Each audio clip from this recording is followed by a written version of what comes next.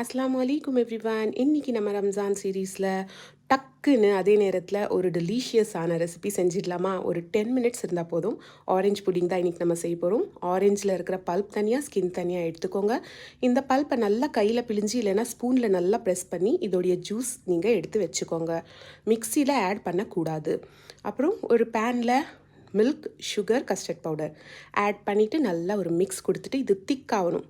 இது திக்கானதுக்கப்புறமா இதில் நம்ம எடுத்து வச்சுருந்த orange juice, milk mat, agar-agar powder.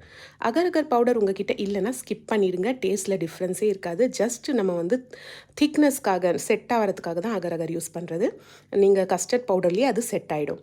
So இது ரெடி. இப்போ நீங்கள் வந்து இதை சர்வ் பண்ணுங்கள். இந்த ஆரஞ்ச் ஸ்கின்னில் சர்வ் பண்ணிவிட்டு இதை 10 மினிட்ஸ் நல்லா ஃப்ரீசரில் செட் பண்ண வச்சுருங்க.